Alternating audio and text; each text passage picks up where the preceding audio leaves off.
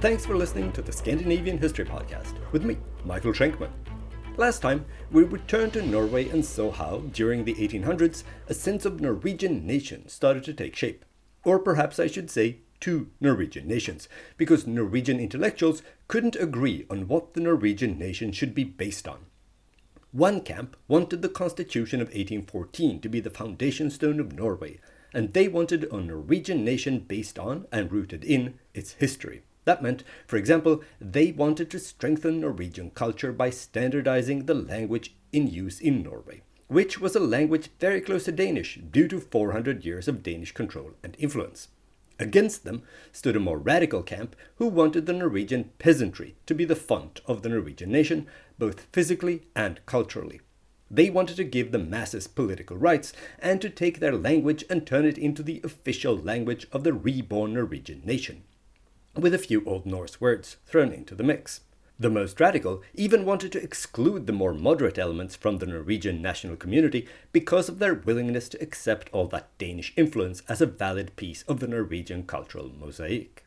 For the longest time, it was only the most radical elements who argued for a divorce from Sweden and the establishment of a fully independent Norway. They even wanted Norway to be a republic.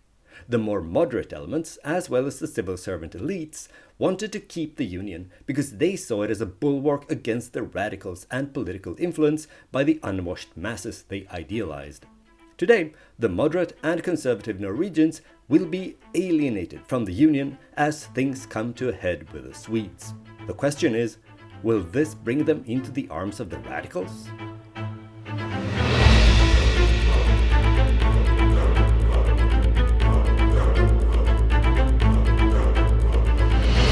Episode 139, The Herring Salad.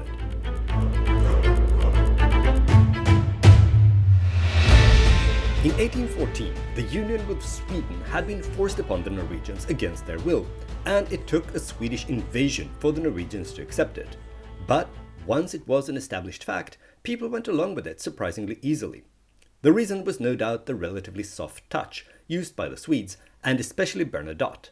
Norway got to keep its constitution from 1814, and their autonomy was far-reaching.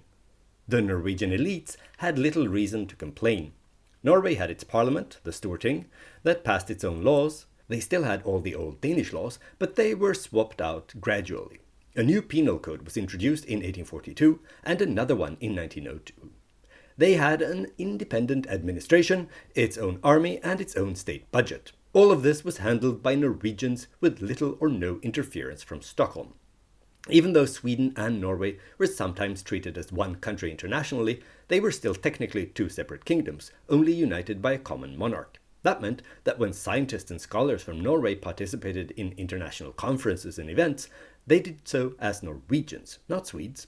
And when Norway participated in the revived Olympic Games in Paris in the year 1900, they sent a separate group of athletes under the Norwegian flag, not together with the Swedes. So politically, there was no Swedish control to speak of in Norway. Also culturally, the influence was barely noticeable. It was mostly limited to variety shows in Christiania with Swedish theatre troupes, but that was more or less it. No one forced the Swedish language on the Norwegians or anything like that. There was some harmonization of legislation for postal services and currency, but, as I mentioned when discussing Scandinavism, this included Denmark too, so the union was no precondition to have this kind of practical harmonization. Add to that all the changes and many improvements as a result of agrarian reforms and industrialization, and most people saw no reason to make a fuss. In the mid-1800s, the union was largely a non-issue in Norway. But then something happened, and in the 1880s, the conflict heated up. As I mentioned in episode 127, after the defeat of Norway in the War of 1814, Bernadotte agreed to a loose union for tactical reasons, but his long-term goal was always to tie Norway closer to Sweden over time. And he wasn't the only one. This was a general Swedish aim, and since the Norwegians weren't dumber than they recognized this ambition, it caused friction between the two countries. For example, a union committee was established in 1839. Officially, it was tasked with figuring out a way to make the cooperation between the two countries work more smoothly, but the Storting objected fiercely, fearing, for good reason, that in reality it was a Swedish attempt to undermine Norwegian autonomy. And when the committee presented its proposals in 1844, the Storting rejected them. Bernadotte died that same year and was succeeded by his son, Oscar I. Oscar discreetly and prudently dropped the committee proposals, and nothing came of it. But Oscar didn't live forever, and his son, Karl, set up another committee to find ways to tighten the union, that is, tighten the Swedish grip over Norway. His committee didn't fare any better than his grandfather's had, but it did annoy the Norwegians just as much. The same happened in the 1890s when his brother and successor, Oscar II, tried it for a third and last time. On each occasion, the Norwegians fought the committees and their proposals tooth and nail, and if anything, these committees only weakened the union instead of strengthening it, since they heightened the Norwegian awareness of Swedish ambitions. Closer ties between Norway and Sweden weren't just frustrating to those who wanted an independent Norway. It annoyed most Norwegians because in practice it tended to mean Swedish supremacy over Norway. Sometimes only symbolically, but that could be enough. One very visual symbol was the flag. Norway had a flag of its own, designed by the Storting delegate Frederick Meltzer in 1821. It was basically the Danish flag, red with a white cross, but with the addition of a blue cross inside the white one. The blue was taken from the Swedish flag, and Meltzer wanted his new design to symbolize both Norway's past and its future. Splendid! But Bernadotte didn't allow them to use this new flag on ships. The king insisted Norwegian ships should use the same flag as Swedish vessels. The flag was basically a Swedish flag with a red and white cross design in the upper left field. Needless to say, this annoyed the Norwegians, but from 1830 it also became a practical problem. That year, the Swedish government stopped paying protection money to North African pirates, which meant that these pirates saw any ships flying the Swedish flag as fair game. The Norwegians didn't want to get involved and hoped to be able to escape pirate attacks by using a flag of their own. In 1838, a compromise was reached, where the Norwegians were allowed to use a flag of their own in European waters, but still had to fly the Union flag when they passed Cape Finisterre in northwestern Spain. In 1844, the flag regulations were amended. From then on, both countries were to use their own flags with the addition of the so-called Union mark in the top left field. As an expression of their displeasure, the Norwegians, who had preferred to use their own clean flag, called the Union mark the herring salad. Beyond the flag, the ultimate symbol of the Union was obviously the crown. After all, the thing that united Norway and Sweden was their common king. He was supposed to be equally king of both kingdoms, but that was only in theory. In practice, it was obvious to anyone except the willfully blind that he was primarily the king of Sweden. Take, for example, his regnal number. The son of Oscar I, King Karl, was known as Karl XV in Sweden, but should technically have been called Karl IV in Norway, because they had only had 3 kings by that name before him. Yes, I know, Sweden hadn't actually had 14 kings by that name before either, but they had settled on this fictional numerical convention centuries before, and that's what mattered. Different numbers in different realms needn't have been an issue, of course.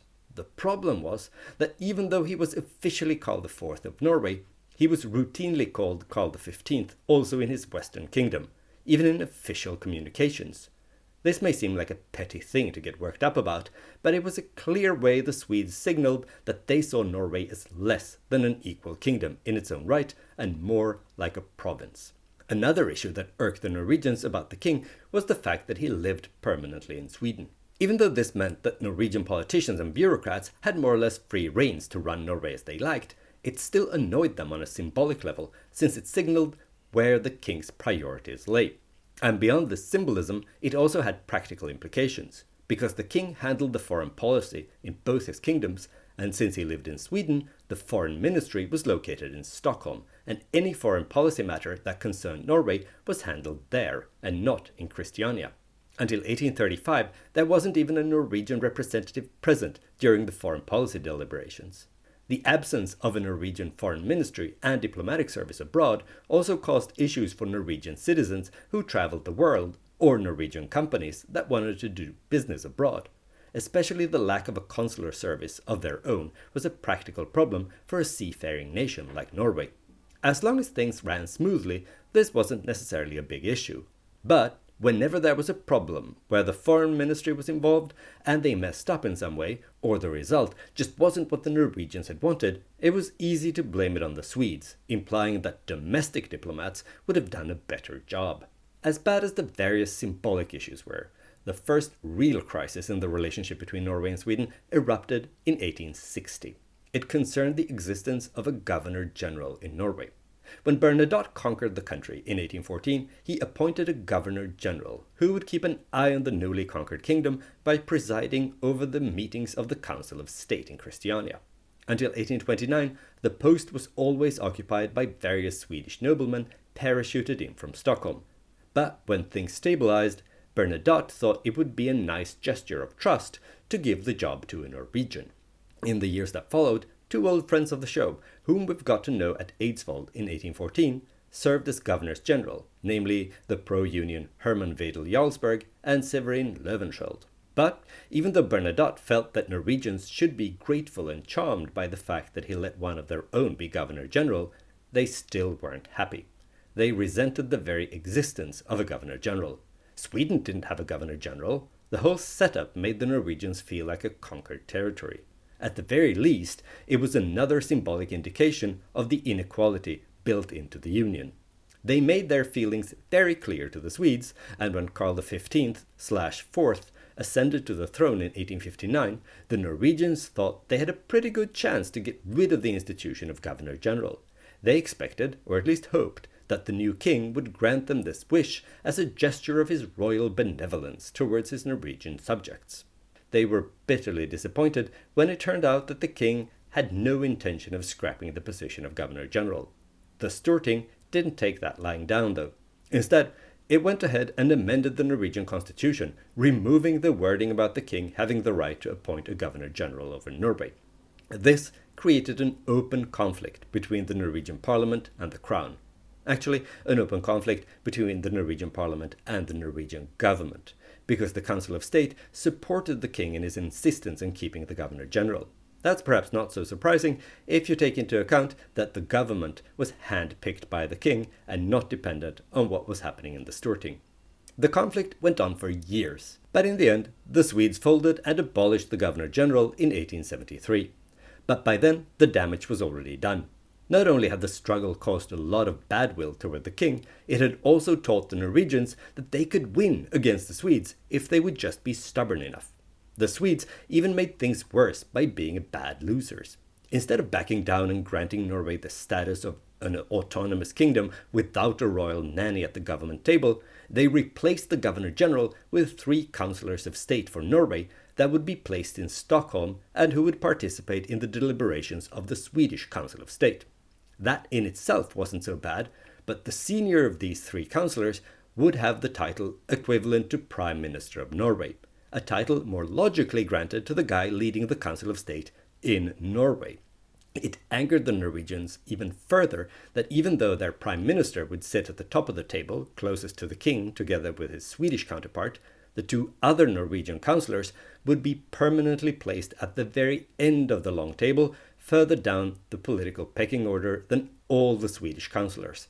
So far away from the king, in fact, that they would often struggle to hear what was being discussed.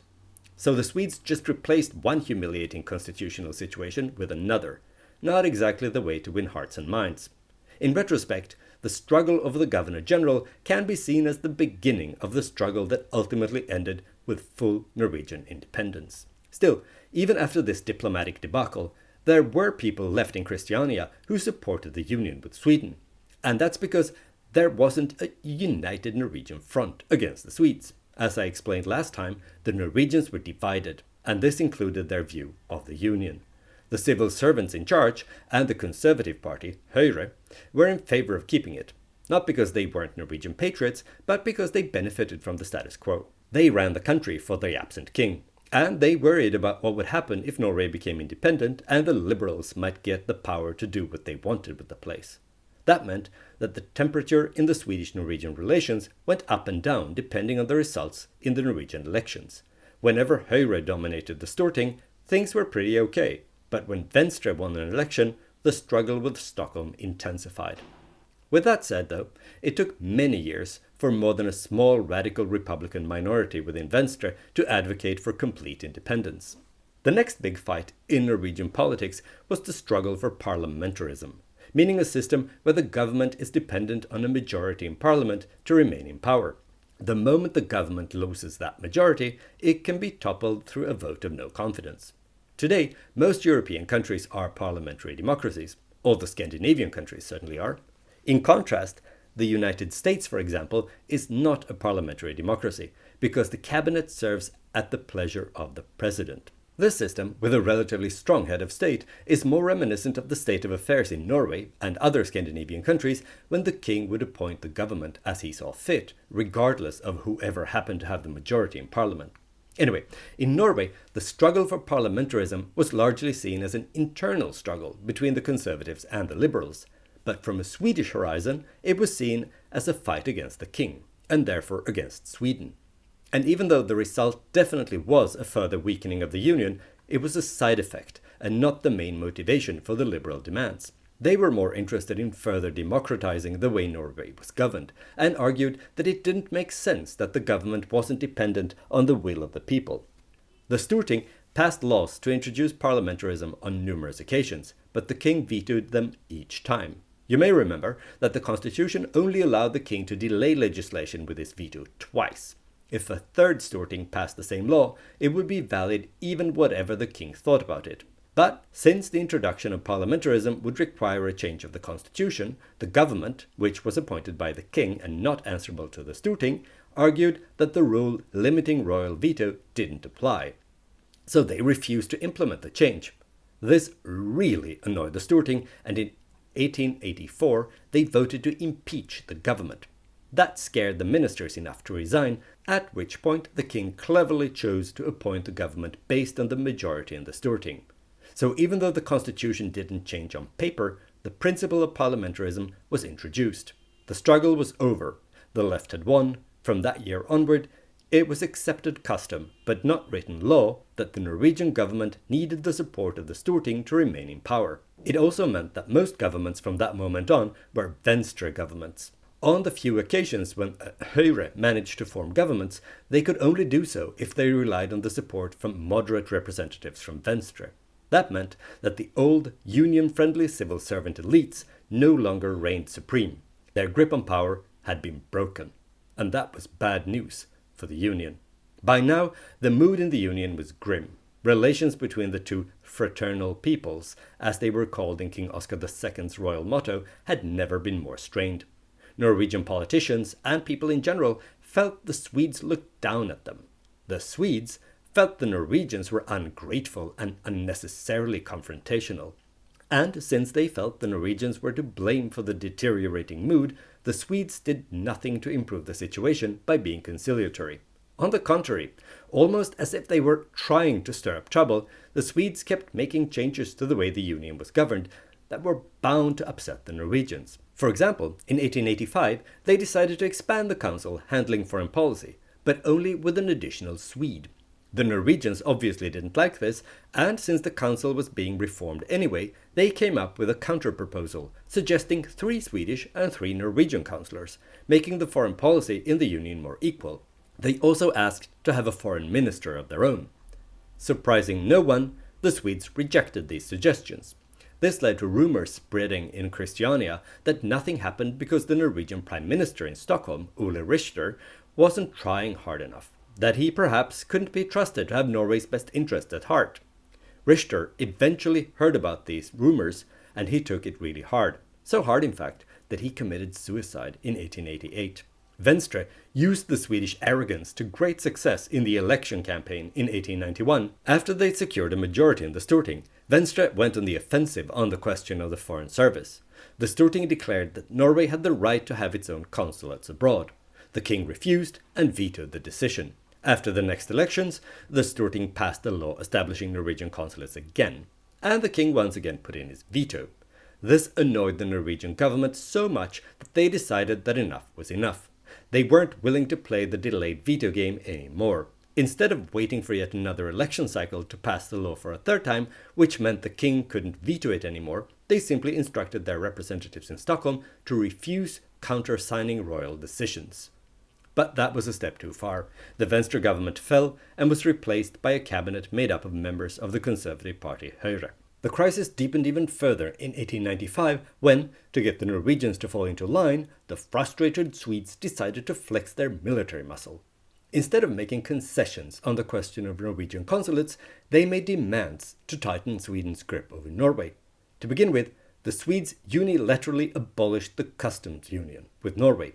Even though this decision led to a crisis that caused the Norwegian government to fall yet again and a new unity government to form in Christiania, it eventually backfired. It actually strengthened the Norwegian economy, since the domestic textile industry got a boost when the Norwegian markets could no longer be flooded with cheap textiles from Sweden. So instead of hurting the Norwegian economy and scaring the Norwegians back into the fold, the move just showed the Norwegians that they could actually cope pretty well without Sweden. The move also had another effect, similar to kicking the proverbial hornet's nest.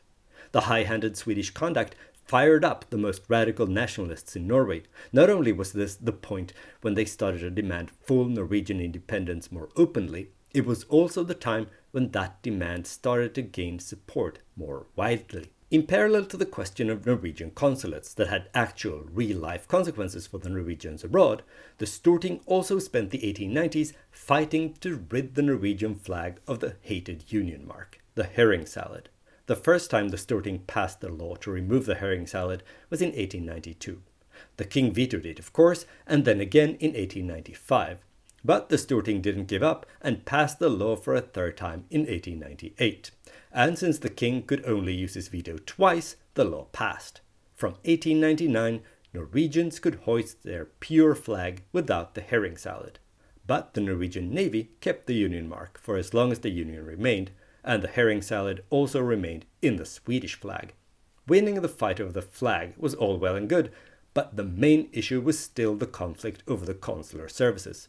In 1901, another committee was established with the task to find a solution to the problem. The Swedes probably banked on the committee members presenting a proposal that was in line with the Swedish position, just like previous committees had done. Imagine their surprise in 1903 when this committee instead suggested a system of separate but equal consular services for Norwegians and Swedes. In Christiania, the proposal was accepted, but the Swedes rejected it as unacceptable. They insisted that the consular service for all citizens of the Union remain under the Swedish Foreign Ministry. This only embittered the Norwegians even further. Negotiations resumed, but at this stage, the two sides were hardly even pretending to try and work together anymore. The Norwegians had more broadly drawn the conclusion that the union was untenable. By now, even the Swedes had realized that the Norwegians wanted out, but at the same time, they were hell-bent on keeping it together, no matter what the Norwegians thought. In 1905, the talks broke down completely. The Norwegian government fell again, and a new cabinet was established.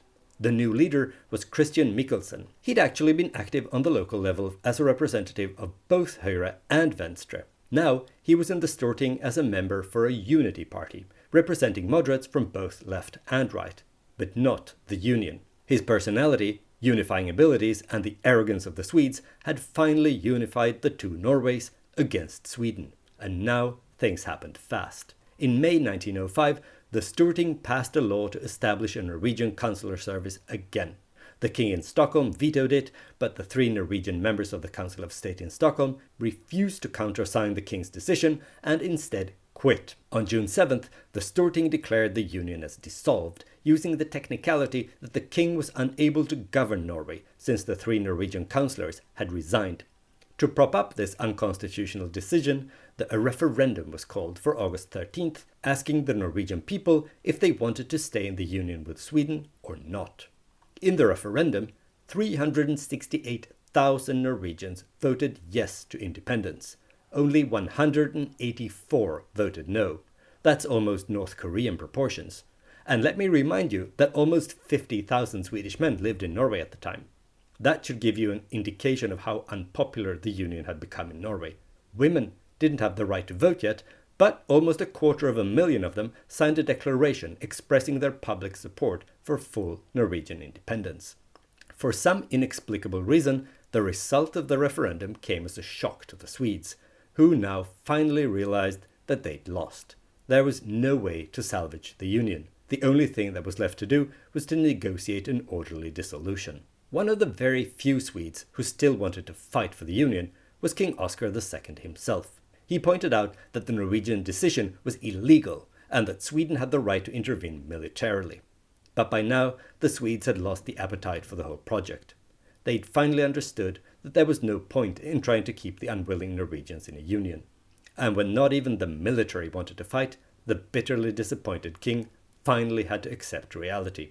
Already on August 31st, the two sides met in the Swedish city of Karlstad, some 100 kilometers from the Norwegian border. The only item on the agenda was how the two countries should go their separate ways. After less than a month, the negotiations were concluded, the delegates went home, and on October 26, 1905, the Swedish Riksdag voted in favor of dissolving the union. The Norwegians were euphoric, obviously, but now they had a few important decisions to make. For instance, should their new independent state be a republic or a monarchy? The radicals, who had been the first to call for full independence, had been Republicans. They were still Republicans and argued for the benefit of a system where the head of state is elected by the people and not by the chance of birth. But others wanted a monarchy. There were two main arguments in favor of monarchy. The first was technical. Legally, what had happened in the last few months was that the throne had been made vacant when Oscar II had been removed. So Norway was still a monarchy, looking for a new man to occupy that vacant throne. The second argument was realpolitical. Norway was a weak, small country.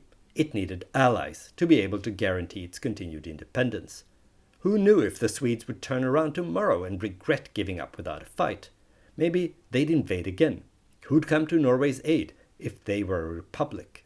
All countries in Europe at the time, except France and Switzerland, were monarchies. Choosing to become a republic could alienate all those crowned heads and isolate Norway internationally.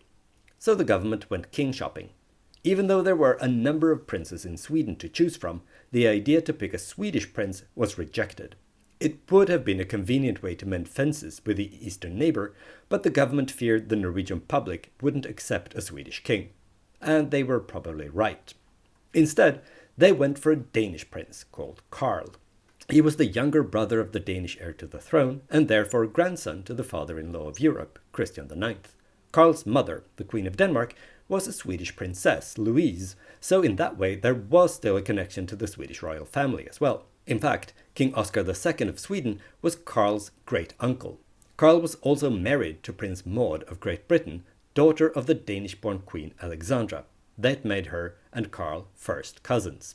So, Karl had close connections to three neighboring royal houses, which could be good for Norway, but perhaps not so good for his gene pool. Another point in his favor was that he already had a son, Alexander, born in 1903. That meant the succession was secured for at least another generation. When he was asked if he was interested in becoming king of Norway, Karl was tempted, but put up a condition. He'd only take the job if the Norwegian people would have a chance to say yes to him in a referendum. The government thought that would be a fair request, and a referendum was held about the head of state. Karl was approved by 79% of the electorate. Encouraged by this result, Karl accepted the Norwegian crown, but before he set off to take up his new position, he had to change his name.